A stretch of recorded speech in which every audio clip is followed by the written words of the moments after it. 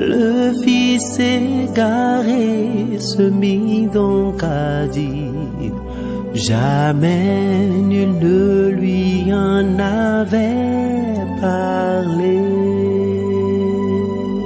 Apostolat Time, c'est une émission de Homocélé Voice consacrée au ministère de la foi. Apostolat Time, c'est la parole de Dieu par un oint de Dieu pour le peuple de Dieu. Apostolat Time, c'est le salut. C'est le salut. Bien-aimés en Christ, amis téléspectateurs de Homocélé Voice, nous remercions l'Éternel Dieu Tout-Puissant qui nous a insufflé le souffle de vie et nous donner encore la vie saine et sauve ce matin. Alors nous sommes encore devant vous aujourd'hui pour déceler le thème de la semaine intitulé « Quelle leçon tirons-nous de la vie de Samson ?» Quelle leçon tirons-nous de la vie de Samson? Alors implorons la présence du Seigneur, Jéhovah, Jésus-Christ, Saint-Michel. Dieu est tellement bon, descend ce moment, assiste nous Seigneur, à pouvoir annoncer ta parole. Au nom puissant du Christ. Amen. Amen. Amen. Au nom de notre Seigneur Jésus-Christ. Bien-aimés en Christ, il nous a été donné un thème cette semaine intitulé « Quelle leçon tirons-nous de la vie de Samson ?» Alors, quelle leçon tirons-nous? Quelle leçon tirons-nous de la vie de Samson? Qui est Samson dont nous parle le thème? Samson. Samson, c'est un homme qui a été appelé par Dieu pour sauver Israël de la main des Philistins, puisque Israël était en guerre contre les Philistins, et les Philistins les battaient nuit et jour. Dieu a suscité un homme puissant, fort, pour pouvoir combattre l'ennemi qui est les Philistins. Juge chapitre 13, verset 1er. Les enfants d'Israël firent encore ce qui déplaît à l'Éternel. Et l'Éternel les livra entre les mains des Philistins pendant 40 ans. Il y avait un homme de Soréa et la famille des Danites. Oui. Et qui s'appelait Manouach. Sa femme était stérile. Donc nous sommes en train de comprendre qu'il y a un homme qui s'appelait Manouach et sa femme était stérile. Et c'est de cette famille, ou c'est de ce couple que Samson nous sera né. Oui. Un ange de l'Éternel apparut. À la femme et lui dit, voici, tu es stérile. Et tu n'as pas d'enfant. Tu deviendras enceinte. Et tu enfanteras un fils. Maintenant, prends bien garde.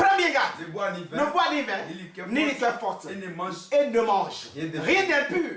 Car tu vas devenir enceinte. Et tu enfanteras un fils. Le rasoir ne passera point sur sa tête. Oui. Parce que cet enfant sera consacré à Dieu dès Alléluia. le ventre de sa mère. Dès le ventre de sa mère. Donc Samson, nous sommes en train de comprendre que Samson est un homme consacré, d'accord, dès le ventre de sa mère. Alors, lorsque l'ange lui a dit cela, la femme, d'accord, est allée rapporter cela à Manouach, à son mari, mais son mari n'avait pas cru. Alors, cela se passait en absence de son mari, qui est Manouach. Alors, la femme alla maintenant vers Manouach pour lui expliquer. Manouach a imploré Dieu, Seigneur, je veux vraiment que si cela est réel, je veux que l'ange revienne me visiter moi-même et que moi-même je visite l'ange pour apprendre cela de lui-même. Effectivement, il a imploré l'ange, l'ange est descendu. Verset 11. Manouach se leva, suivit sa femme, alla vers l'homme et lui dit, est-ce toi qui as parlé à cette femme? Il répondit, c'est moi. Manouach dit, maintenant, si ta parole s'accomplit, que faudra-t-il observer à l'égard de l'enfant? Et qui y aura-t-il à faire? L'ange de l'Éternel répondit à Manouach. La femme s'abstiendra de tout ce que je lui ai dit. Je lui ai dit, alléluia. La femme s'abstiendra de tout ce que je lui ai dit. Effectivement, les deux ont écouté la parole de Dieu. Ils ont écouté et ils ont mis en pratique la parole de Dieu et l'enfant nous est né. Alléluia. Alléluia. Verset 24. Lorsque l'enfant est né, oui. La femme enfanta un fils. Et lui donna le nom de Samson. Alléluia. Alléluia. Alors, la promesse de Dieu a été réalisée. La prophétie de Dieu a été réalisée. L'enfant nous est né. Oh, la Bible déclarait que cet enfant est consacré depuis le ventre de sa mère. Il est venu pour sauver Israël. Alléluia. Il est venu délivrer Israël de la main des Philistins. Alléluia. Oui, donc nous devons comprendre cela. Le verset 25, qu'est-ce que le verset 25 nous a dit? Et l'Esprit de l'Éternel commença à l'agiter. À agiter l'enfant, à agiter Samson. À marchaler entre Soria oui. et Eshtaol. Voilà, donc dans ce village et dans cette ville, l'Esprit de l'Éternel commençait par l'agiter. Alléluia. Alléluia. Et Dieu a commencé par faire des merveilles. Dieu a commencé par faire des merveilles à travers lui. Alors, quand il devient grand, il a commencé par chercher une femme. Juge 14, verset 1er. Samson descendit à Timna. Et il vit une femme parmi les filles des Philistins. Lorsqu'il fut remonté, il le déclara à son père et à sa mère. Il dit, j'ai vu à Timna une femme parmi les filles des Philistins. Prenez-la maintenant pour ma femme. Son père et sa mère lui dit, n'y a-t-il point de femme parmi les filles? Merci. Donc ils l'ont refusé, ne sachant pas que c'était un plan de Dieu pour combattre les Philistins. Alors, quand il était parti, il allait tuer un lion. Il a déchiré un lion vivant. Et dans la gueule du lion, il trouva du miel et il en mangea. Dieu montrait à travers ça, tout ça, la force de Samson. Et lorsque Samson était de retour, il a fait un énigme à la population pour que quelqu'un puisse déchiffrer cela. Donc, personne n'a pu. Mais ils sont passés par la femme. Parce que Samson avait sa jeune femme à côté d'elle. Ils sont passés par sa femme. Ils ont tout fait pour que la femme leur donne le sens, la signification de l'énigme. Verset 16-17 de Juge 14. La femme de Samson pleurait. Auprès de lui. Et disait. Tu n'as pour moi que de la haine. Et tu ne m'aimes pas. Tu as proposé une énime aux enfants de mon peuple. Et tu ne me l'as point expliqué. Et il lui répondit. Je ne l'ai expliqué ni à mon père. Ni à ma mère. Est-ce à toi que je l'expliquerai? Elle pleura auprès de lui. Pendant les 7 jours. Que dura leur festin. Et le septième jour. Il lui expliqua. Car elle le tourmentait. La femme le tourmentait. Et elle donna l'explication de l'énigme. Aux enfants de son peuple. Les gens de la ville disent à Samson. Le septième jour. Avant le coucher du soleil. Quoi de plus doux que le miel. Quoi de plus doux que le miel. Et quoi de plus fort que le lion. Et il leur dit. Si vous n'aviez pas labouré. Avec ma génisse. Vous n'auriez pas découvert mon énigme. Cela veut dire quoi? Si vous n'avez pas collaboré avec ma femme, si vous ne vous êtes pas rapproché de ma femme, de mon âme sœur, de ma moitié, alors vous n'aurez pas découvert cette énigme. Nous allons prendre un point là. Puisque nous cherchons quoi? Nous cherchons à tirer leçon de la vie de Samson. Cela veut dire que la femme de Samson, cette femme-là, cette première femme d'ailleurs, a cherché par tous les moyens au monde pour que Samson lui explique cette énigme. Cela fut ainsi. Cela veut dire que Samson n'a pas pu dompter sa femme. Cela veut dire que l'émotion, il n'a pas pu contenir son émotion. Dans l'évolution des choses, nous allons comprendre que Samson a pris encore une autre femme, Delilah. Parce que les gens ont compris que par la femme, on peut quoi? On peut attraper Samson. On peut avoir facilement Samson. C'est ça la réalité. Les leçons que nous devons tirer. L'ennemi cherche ta chute. Quelle sera ta chute? Quel est l'élément qui va commanditer ta chute? Donc l'ennemi cherche par quel moyen? Par qui? À quel moment l'ennemi va t'atteindre. Il cherche ce moment-là. Il cherche cette occasion de chute pour toi. Alléluia. Nous sommes en train de réfléchir sur la vie de Samson. Alors nous allons évoluer encore pour la deuxième femme. Cette deuxième femme était venue simplement dans la vie de Samson pour chercher sa force. Cette fois-ci, c'est de savoir la force de Samson. La force de Samson. Puisque l'ennemi est passé par... On connaît déjà l'élément, d'accord, facile. La faiblesse, la chute. Le point faible de Samson, qui est quoi? La femme. La femme.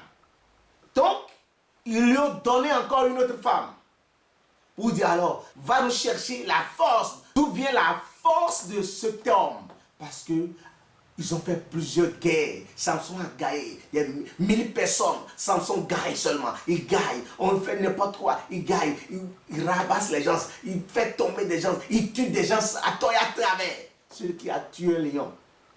Celui qui a déchiré la gueule d'un lion. Pour déchirer un homme, c'est facile. Pour tuer des centaines d'hommes, c'est facile. Alléluia. Juge, chapitre 16, verset 15. Lorsque on lui a donné, lorsqu'il a pris Delilah, elle passait par tous les moyens. 3 fois successivement, elle n'a pas pu. Juge, chapitre 16, verset 15. Elle lui dit, comment peux-tu dire je t'aime? Alors, comment peux-tu dire je t'aime? Puisque ton cœur n'est pas avec moi. Puisque ton cœur n'est pas avec moi. Voilà 3 fois que tu t'es joué de moi. Voilà 3 fois que tu t'es joué de moi. Et tu ne m'as pas déclaré d'où vient ta grande force. Et tu ne m'as pas déclaré d'où vient ta grande force. Comme elle était chaque jour. Et comme elle était chaque jour. À le tourmenter. À le tourmenter. À le tourmenter. Et oui. à l'importuner. À l'importuner. Par ses instances. Par ses instances. Son âme s'impatienta à la mort. Son âme s'impatienta à la mort. Il lui ouvrit tout son cœur. Oh! Samson lui ouvrit tout son cœur. Et lui dit, le rasoir n'a point passé sur ma tête. Le rasoir n'a point passé sur ma tête. Parce que je suis consacré. Parce que je suis consacré à Dieu. À Dieu. Dès le ventre de ma mère. Ah! Le secret, ce que Dieu a dit à ses parents, à sa mère, ce que l'ange avait lui dit. Vous voyez un peu, l'émotion l'a amené. Il n'a pas pu contenir son émotion. L'émotion l'a amené à livrer cela gratuitement. Je dis gratuitement à qui? À une femme, une prostituée. Ah, Seigneur, nous cherchons à découvrir quoi? À découvrir la vie de Samson pour en tirer le son. Dans ce moment, oui, vas-y. Si je t'ai rasé, ma force m'abandonnerait. Ma force m'abandonnerait. Je deviendrai faible. Je deviendrai faible. Et je serai comme tout autre homme. Et je serai comme tout autre homme. Delilah, voyant qu'il lui avait ouvert ton cœur, envoya appeler, même temps, au même instant, envoya appeler les princes des Philistins. Il leur fit dire, montez cette fois. Montez rapidement cette fois-ci. Car il m'a ouvert tout son cœur. Il m'a ouvert tout son cœur, vous voyez. Il m'a ouvert tout son cœur. Et les princes des Philistins montaient vers elle. Les princes des Philistins montaient vers elle. Et apportaient l'argent dans leur main. Puisqu'il leur a promis de l'argent. Il dit, fais tout possible pour livrer cet homme. Livre-moi le secret du somme contre l'argent. Nous te donnerons de l'argent. Et assez d'argent. Ah oui. Elle l'endormit sur ses genoux. Et ayant appelé un homme. Elle rasa les 7 tresses de la tête de Samson. Les 7 forces qui lui ont été données, les 7 chandeliers, les 7 esprits, les 7 églises ont été rasées. Elle dit alors, les Philistins sont sur toi. Les Philistins sont sur toi, Samson. Et il se réveilla. De son sommeil. Il dit, je m'en tirerai comme les autres fois. Il croyait qu'il allait s'en tirer comme les autres fois. Et je me dégagerai. Il ne savait pas que l'Éternel s'était retiré de lui. Que l'esprit que quoi? L'Éternel s'était retiré de lui. Il ne savait pas que l'Éternel était retiré de lui. Les 7 chandeliers ont été ôtés. L'Esprit de Dieu, les 7 esprits venant de Dieu sont partis. L'Esprit de Dieu était ôté de lui. Il ne savait pas encore. Les Philistins le saisirent. Et lui crevait les yeux. Et lui crevait les yeux. Il le fit descendre à Gaza. C'est bon. Pitié. Pitié, Seigneur. Pitié. Nous cherchons à connaître des leçons, à tirer des leçons de cet homme. La Bible déclare dans Romains 11, verset 11. Lisons Romains 11, verset 11. Ce n'est pas que nous sommes en train de juger Samson, mais il faut que nous révélons ses secrets. Il faut que nous relevons ses occasions de chute pour en tirer leçon. C'est très important. Ce n'est pas dire que Samson a chuté et pour définitivement tomber. Non. Mais nous tirons les leçons de ces hommes de Dieu, des consacrés de Dieu qui ont été laissés à la perdition. Oui. Je dis donc.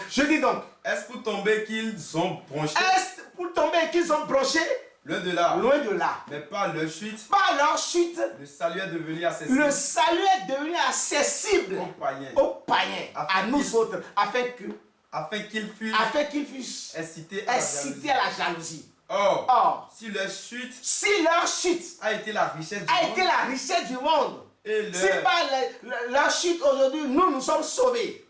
Nous voyons un miroir à travers ça. Nous contemplons à travers cela aujourd'hui, oui. Et leurs amoindrissements, la richesse des païens. Combien plus en sera-t-il ainsi quand ils se convertiront tous. Alléluia. La chute de ces hommes forts, ces hommes puissants, nous ont amené nous autres aujourd'hui la relève. Parce que nous regardons comme on regarde un miroir pour ne pas tomber. Alors, et pour conclure, nous tirons 3 leçons de la vie de Samson. La première leçon, c'est la fréquentation des personnes, la fréquentation des amis. Oui, l'ennemi peut utiliser la fréquentation pour nous faire tomber. Ils ont utilisé la fréquentation. Quelle est la fréquentation? Qu'est-ce que Samson aime? Ils ont découvert. Si effectivement nous lisons, nous saurons que Samson aime la femme. Ça, il n'y a rien à dire. Samson aime trop la femme. Il allait chercher même les femmes adultères et coucher avec eux. Samson aime la femme. Dans la fréquentation, corrompre les bonnes mœurs. 1 Corinthiens 15, verset 33. Ah oui, 1 Corinthiens 15, verset 33. Les mauvaises compagnies corrompent les bonnes mœurs. 1 Corinthiens 15, verset 33. Ne vous y trompez pas. Ne vous y trompez pas. Les mauvaises compagnies corrompent les bonnes mœurs. Revenez à vous-même. Comme il est convenable. Et ne péchez point. Ne péchez point. Donc, nous devons savoir qui fait tenter. Est-ce que celui-là qui me fréquente ou que je fréquente ne va pas causer mon déclin? Est-ce que celui-là que je fréquente ou qui me fréquente n'est pas peut-être ma pierre d'achoppement, une occasion de chute pour moi? Très important. Nous devons être en esprit tous les jours. Puisque le consacré de Dieu, celui qui est élu de Dieu, celui qui est consacré de Dieu, doit être en esprit. Doit être en esprit tous les jours. Pour savoir avec qui il cohabite. Est-ce que celui-là n'est pas un espion pour moi? C'est très important. Nous devons savoir, en deux, que nos actions ne doivent pas être conduites par nos émotions. Nos actions ne doivent pas être conduites par nos émotions. Nous devons savoir nous contenir. Parce que c'est grâce à l'émotion que les secrets ont été livrés. La première fois, il a livré son secret à cette première femme. Et l'énigme et la signification de l'énigme a été donnée aux enfants du peuple de cette femme-là. Deuxièmement aussi, puisque il est attaché à sa femme, il a oublié qu'il ne devait pas dévoiler ce secret à cette femme. Donc l'émotion l'a emporté. Il doit se contenir. Nous ne devons pas aimer même nos femmes plus que Dieu. C'est Dieu qui a parlé. C'est-à-dire c'est Dieu qui a donné, en réalité, a donné ce commandement ou cette prescription. C'est Dieu qui a donné ce secret à ses parents. Les parents l'ont gardé, il a grandi. Les parents lui ont restitué cela. Quand il a commencé par chercher des femmes, les parents ont su. Attention. Mais Dieu est passé par là pour le sauver. Mais il doit prendre conscience pour savoir. Il doit prendre conscience pour savoir. Donc nous devons comprendre que Samson est fort, mais il n'est pas intelligent. Jacques 1, verset 5.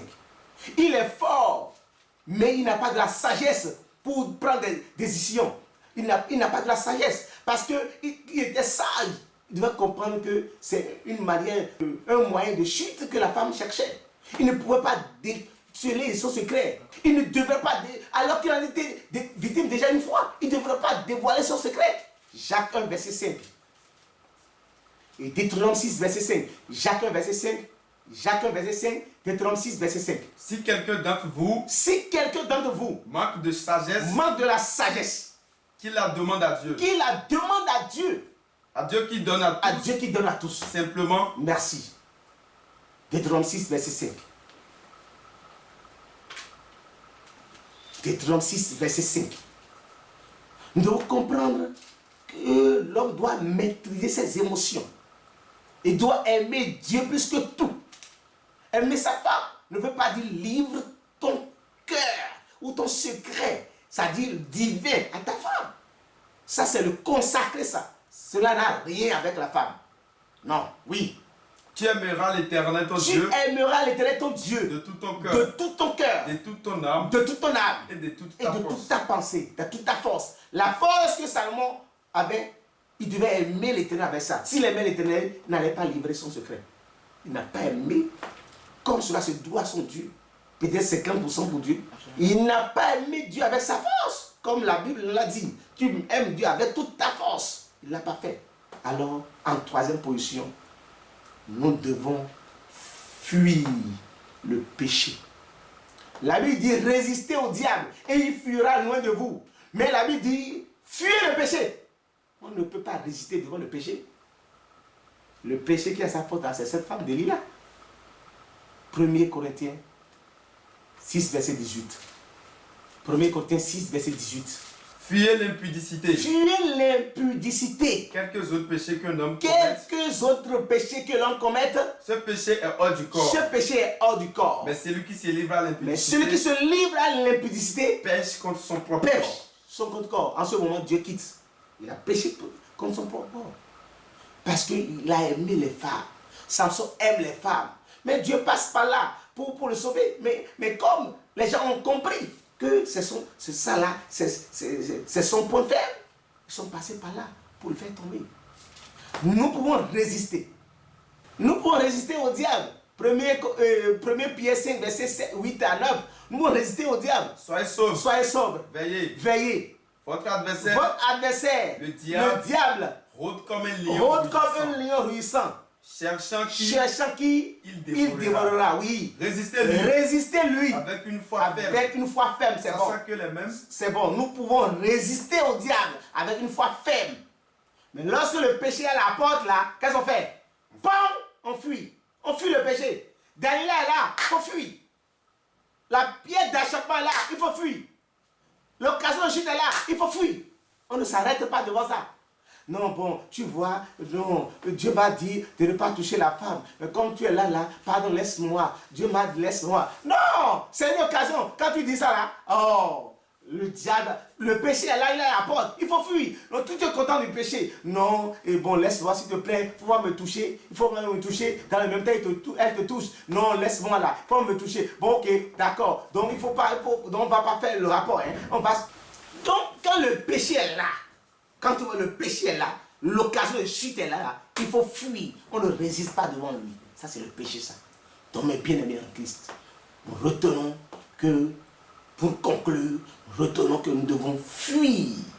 Nous devons fuir catégoriquement. Nous devons fuir le péché et résister au diable. Nous ne devons pas aimer, ça dit que le premier commandement, aime ton Dieu. Quand tu aimes ton Dieu, plus que tout, tu ne peux pas t'adonner à la femme prostituée qui, voulant son échec, passait par tous les moyens pour la voir. Et il est tombé. Ah non, nous devons savoir que Dieu qui a dit, je suis consacré de Dieu. Je dois faire ci, je dois faire ça. Alors, mes bien-aimés en Christ, la leçon, les différentes leçons que nous devons tirer de la vie de Samson, nous l'avons énuméré plus haut. Nous devons aimer notre Dieu. Nous devons rester dans la droite ligne. Quand l'occasion de chute est là, il faut prier et résister au diable. Et quand c'est le péché qui est à la porte, quand c'est le péché, c'est la femme qui... Tu sais que la femme qui veut te faire chuter, il faut fuir. Parce que tu vois que cette femme, chaque fois, nous demande le secret. Pourquoi on demande le secret? Ça, c'est pour ma chute. Tu dois fuir, simplement. C'est un échec. Le plus grand échec de Samson, ça, c'est la femme. Il écoute la femme au détriment de la voix de Dieu. Alors, si aujourd'hui, nous voyons cela, qu'est-ce que nous allons faire? Nous allons chercher à plaire à Dieu plutôt qu'aux hommes. C'est ce que les apôtres ont dit. Acte 5, verset 29. Lorsque Jésus-Christ est mort, les apôtres ont commencé par propager, par annoncer la parole de Dieu. Alors, ils les ont enchaînés, ils les ont ligotés. Dans Acte 4, verset 19, qu'est-ce qui s'est passé? Acte 4, verset 19. Acte 4, verset 19, qu'est-ce que les apôtres ont dit? Dans Acte 4, verset 19, quand Jésus-Christ était mort, les apôtres ont commencé par propager, par parler de la parole de Dieu. Pierre et Jean leur répondirent. Et les pharisiens, les scribes, se sont attachés, les ligotaient, les frappaient, les mettaient en prison. Et qu'est-ce que Pierre et Jean dit? Oui. Jugez s'il est juste. Devant Dieu. De vous obéir plutôt qu'à Dieu. Car nous ne pouvons pas ne pas parler. De ce que nous avons vécu et entendu. C'est très important. Alors, Acte 5, verset 29. Qu'est-ce qui a été la réponse de Pierre? Il faut obéir à Dieu. Pierre dit, il faut obéir à Dieu plutôt qu'aux hommes. Point. Ça, c'est la seule leçon que nous devons tirer. Obéir à Dieu plutôt qu'aux hommes. Que Dieu nous bénisse. Jéhovah, Jésus-Christ, Saint-Michel, Dieu éternellement bon. Amène-nous à t'obéir. Amen. Rien que toi. Amen. Et à ne pas obéir aux hommes. Amen. Au nom de Jésus-Christ. Amen. Amen. Amen. Amen. Amen. Au nom de Jésus-Christ. Alléluia. Le fils égaré se mit donc à dire, jamais nul ne lui en avait parlé. Apostolat Time, c'est une émission de Homoselect Voice consacrée au ministère de la foi. Apostolat Time, c'est la parole de Dieu par un oint de Dieu pour le peuple de Dieu.